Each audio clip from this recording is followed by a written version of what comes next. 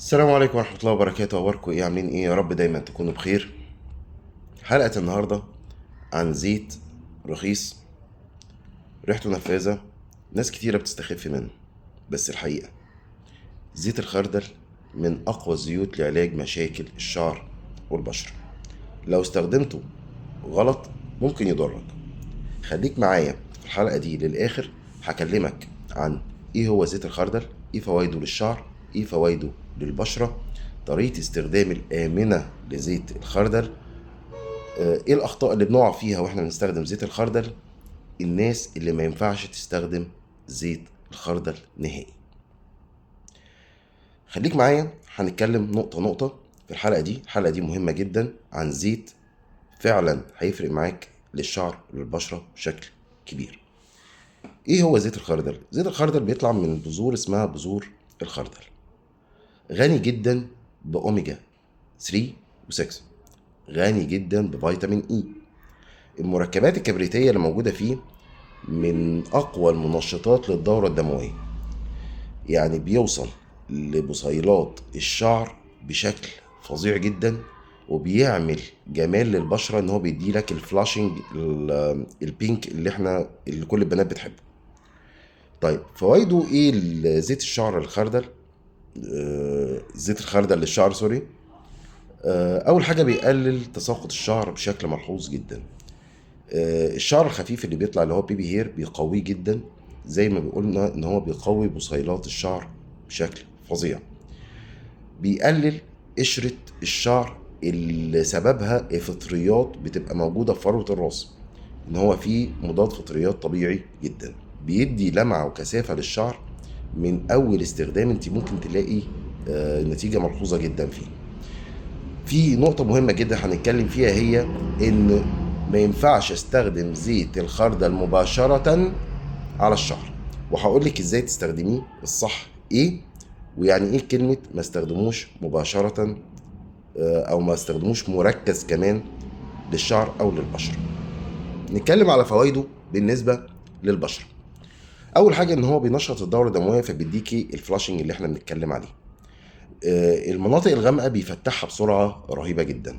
الترهلات اللي بتبقى تحت العين، الخطوط الرفيعة اللي بتبقى حوالين الشفايف، بيضيعها تماما. في ميزة جميلة جدا في الشتاء. زيت الخردل من الزيوت الدافية، يعني اللي بتدفيك في الشتاء. الناس اللي بيبقى عندها ساعات أطراف ساقعة، ما بتحسش في الشتاء بالذات هتلاقي إن الأطراف بتتلج منك. ده ممكن نستخدم زيت الخردل ان هو بينشط الدورة الدموية، فبالتالي بيديك دفع كويس جدا للمناطق دي.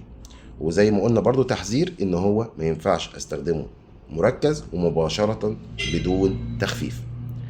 طيب الطريقة الصح اللي استخدمه بيها ايه؟ بالنسبة للشعر لازم نخفف زيت الخردل، زي ما قلنا ان هو زيت قوي جدا. فبنخففه ازاي؟ بناخد معلقة من زيت الخردل على معلقتين من زيت جوز الهند او زيت الزيتون، وممكن نضيف عليه على فكرة كبسولة فيتامين اي.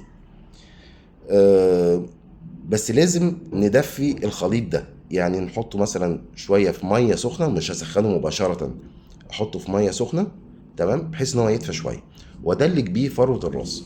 طيب اسيبه قد ايه على الشعر؟ اسيبه من 30 ل 45 دقيقة، بعد كده يتغسل. استخدمه كم مرة؟ استخدمه مرتين بس في الاسبوع، مرتين بس في الاسبوع، وهنتكلم ليه مرتين بس في الاسبوع. بالنسبه للبشره برضو نفس الحكايه، ممكن اخفف بيه زيت الخردل، اخففه بزيت جوز هند او زيت سمسم. واقول لك على تركيبه بقى جميله جدا تستخدميها بيه. هناخد معلقه من زيت الخردل على معلقتين من زيت السمسم على معلقه من زيت بذور العنب، واحنا اتكلمنا على فوائد زيت السمسم وزيت بذور العنب للبشره قبل كده. لو عايز ترجع تعرف فوائدهم ايه، ممكن ترجع للحلقات اللي قبل كده.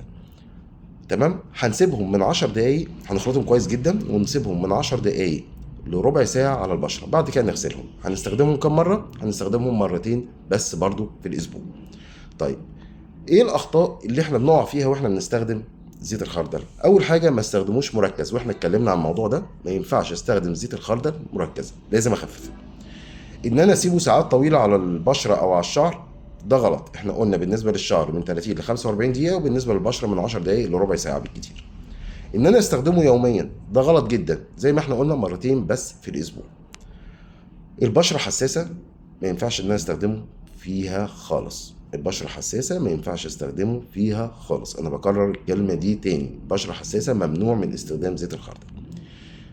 في 3 اشخاص ما ينفعش استخدم معاهم زيت الخردل تماما. اول حاجه الناس اصحاب البشره الحساسه ممنوع، الاطفال ممنوع، الحوامل ممنوع. ال3 دول ممنوعين ان هم يستخدموا زيت الخردل تماما. طيب احنا قلنا ان زيت الخردل قوي، بس القوه دي لازم استخدمها بعقل واستخدمه صح. واحنا قلنا طريقه الاستخدام الصح ايه، وهتشوف الفرق الحقيقي في شعرك وبشرتك. مش هنقول من اول يوم ولا من اول يومين، لا انت هتشوفه من اول اسبوع. لو استفدت من الحلقه دي ما تنساش تعمل لايك وشير الحلقه دي عشان توصل المعلومه لاكبر ناس. واكتب لي في الكومنتات لو انت استخدمت زيت الخردل نتيجته كانت ايه معاك، ولو انت ما استخدمتوش استخدمه وقول لي نتيجته هتبقى معاك عامله ازاي. ولو مش مشترك اشترك في القناه، وما تنساش تفعل الجرس عشان توصل لك كل المعلومات بدون تضليل على قناتنا سر الطبيعه مع ابو عيسى. واشوفكم ان شاء الله في حلقه جديده باذن الله. واكتب لي برضو في الكومنتات ايه نوع الزيت اللي انت عايز تعرف اسراره معانا، واعمل لك حلقه مخصوص عن الزيت اللي انت محتاج تعرف كل المعلومات عنه. اشوفكم ان شاء الله في حلقه جديده باذن الله. اشوفكم دايما بخير وتبقوا دايما بصحه وعافيه، والسلام عليكم.